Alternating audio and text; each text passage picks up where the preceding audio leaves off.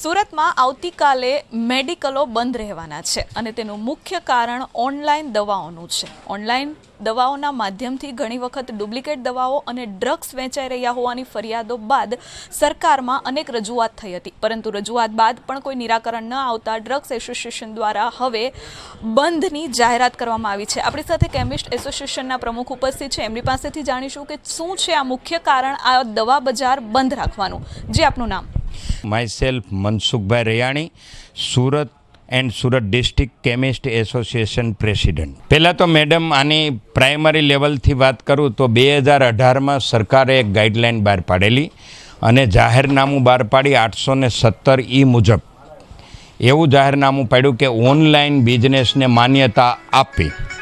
સરકારશ્રી દ્વારા આ માન્યતાનો જ્યારે ઠરાવ કરવામાં આવ્યો ત્યારે અમારી માતૃ સંસ્થા EIOCD દ્વારા અમે આમનો સખત વિરોધ કરેલો, પણ માન્યતા પૂરતું હતું એટલે પછી અમે આગળની કાર્યવાહી રજૂઆત કરતા રહ્યા. પણ 2020માં આપાતકાલીન સર્જાતા લોકડાઉનને લીધે લોકોને ઘરની બહાર નીકળવાનું બંધ હતું, એટલે લોકોને ઘર બેઠા ડ્રગની વ્યવસ્થા થાય એટલા માટે 220E નામનું જાહેરનામું બહાર પાડી અને ઓનલાઈનને કાયદેસર રીતે દવા વેચાણની પરમિશન આપી. પણ એની અમુક મર્યાદાઓ હોય છે. મર્યાદાઓમાં એવું છે કે schedule H1, schedule H, schedule X અને નાર્કોટિક્સ નશાયુક્ત દવાઓનું વેચાણ કરતાં પહેલાં તેણે અમુક એના જે એવિડન્સ રાખવા પડે એ એવિડન્સને ફોલો કરવા પડતા હોય છે.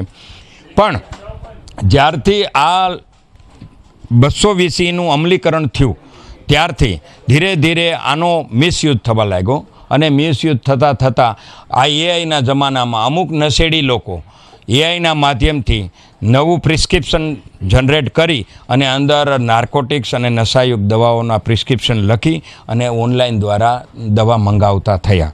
આના હિસાબે ઘણી વખત અમારે જે અંદર લોકલ વિસ્તારના મેડિકલ સ્ટોર છે એને પણ લોકો જોડે પ્રશ્નો આવતા હતા કે ભાઈ આ તમારે ત્યાંથી દવા લઈ ગયો છે. પછી પોલીસ તપાસ થતાં આખરે માલુમ પડતું હતું કે આ દવા એણે ઓનલાઈનથી મંગાવેલી છે, જે ખરેખર ગેરકાયદેસર ગણાય. અને આ સાથે સાથે ઓનલાઈનના માધ્યમથી ઘણી બધી ડ્રગ્સનો પણ આમાં ધંધો થવા લાગ્યો. CDSCO કે જેણે તપાસ કરવી જોઈએ એમણે રેગ્યુલર આમાં કોઈ વર્ક કર્યું હોય એવું દેખાણું નહીં અને આનો બધાય તમામ આરોપોનો સામનો કરવાની પરિસ્થિતિ અમારી ઉપર આવી. છેલ્લે હમણાં 3-4 દિવસ પહેલાં બોમ્બેની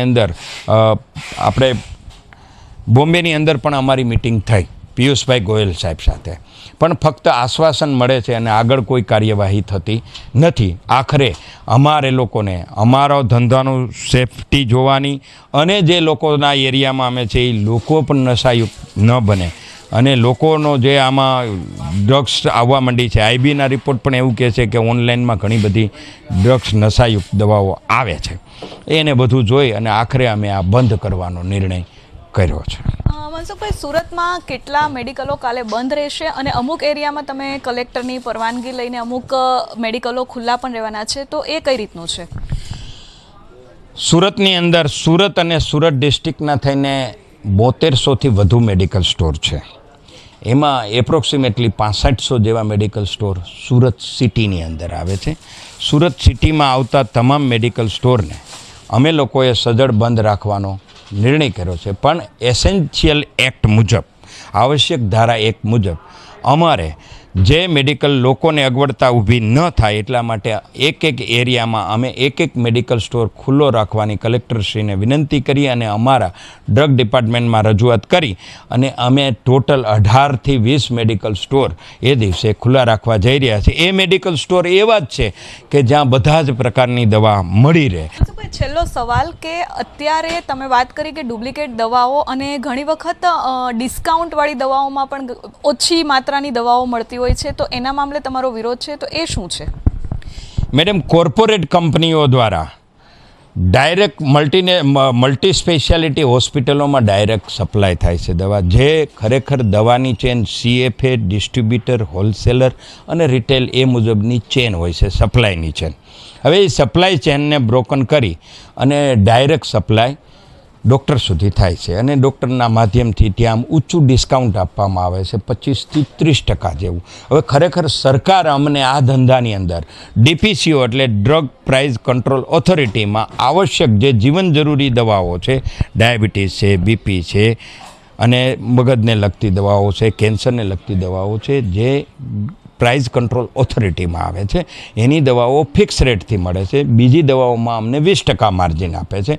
પણ માર્કેટની અંદર આપ જોઈ રહ્યા છો, આપ 80%, 21%, 23%, 30% સુધીના ડિસ્કાઉન્ટ આપવામાં આવે છે. અને જ્યારે ડિપાર્ટમેન્ટ દ્વારા food and drug control authority દ્વારા તપાસ કરવામાં આવે તો ઘણી વખત આમાં ડુપ્લિકેટ ડ્રગો પણ પકડાય છે અને એમાં લોકોના જીવન સાથે છેડા થાય છે.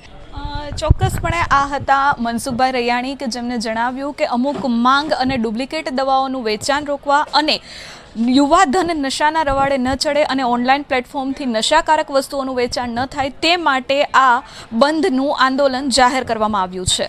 કેમેરામેન મુન્ના મલબારી સાથે ધરતી પટેલ, S24 ન્યૂઝ, સુરત.